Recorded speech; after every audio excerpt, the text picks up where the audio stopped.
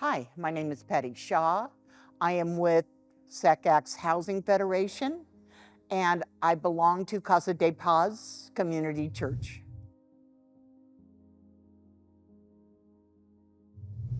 Quite a while ago, I started going to a church down on Del Paso Boulevard.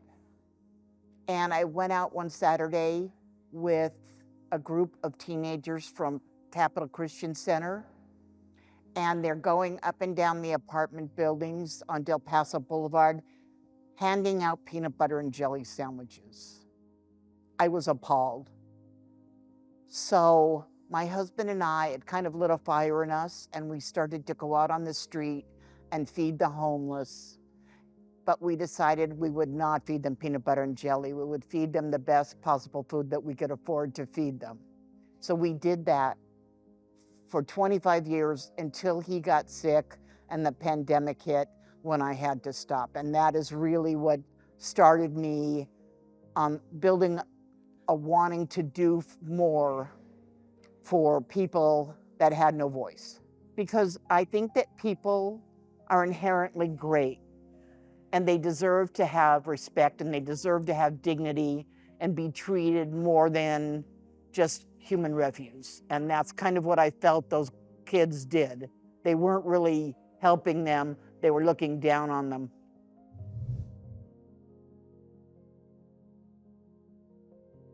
Well, I did that for a long time, and then I got involved with SacramentoACT.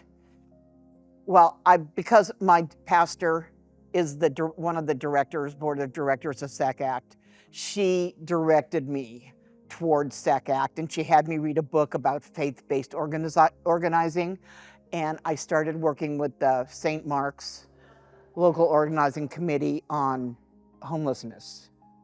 And I used to go to the city council meetings and see the ridiculousness of it all. They really didn't care. They just did it as a pretense, so people would think they were doing something. So that's kind of what got me fired up. And then the pandemic hit, and so my husband was very sick, and I had to take care of him. So once Michael passed away, I was able to once again join SacramentoACT. Only this time I'm trying to go from a different direction and work on people not getting homeless, people not being thrown out on the streets. Because the biggest number of people that are becoming homeless now are seniors like me and disabled people.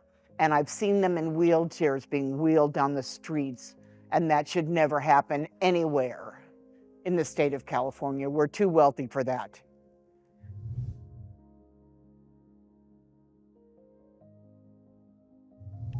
I have learned that it takes disruption to get people to pay attention to you.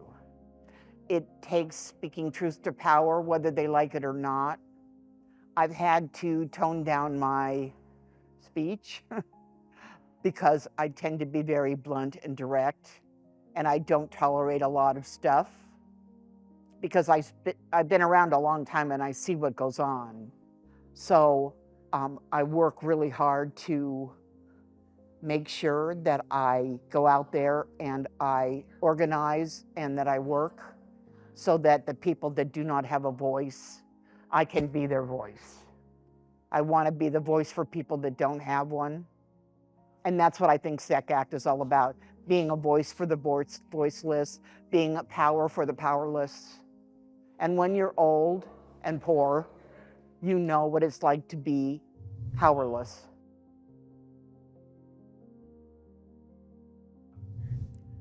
Well, the fact that we've gotten SB 567 through to the Appropriations Committee, we didn't think it was going to get through the Senate Judiciary Committee. They were definitely against it, but everyone's praying. And I believe that the power of God, when everyone is joining together, it really makes a difference. And so we have seen it pass obstacles that we never thought we'd get through.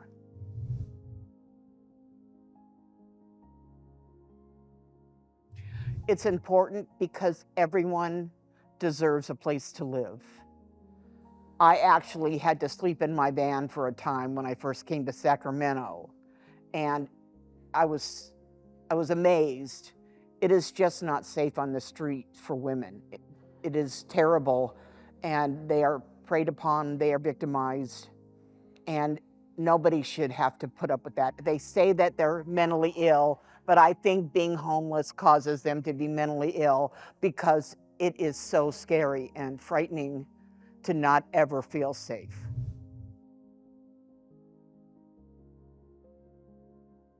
Oh, faith is everything. It's God who put it in my heart to go out and take care of the people that are on the streets, to treat them. He showed me how he looks at them. He loves them. He treats them. He thinks they're worthy of all dignity and respect. They're not throwaway people. They are his people. They're the people that he used to hang out with in the streets in Jerusalem when he was on this earth. Those are his people. And that's what he showed me. So that's why I'm here, and that's why I do what I do, because I know that's what he wants me to do.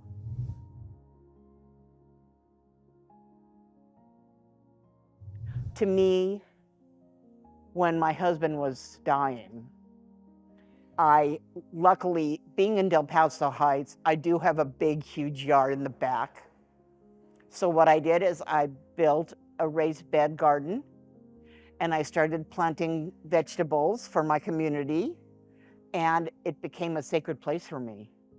It became a place of peace and security and an actual sanctuary for me to get through the most horrific time of my life. So that's what home is sacred means to me.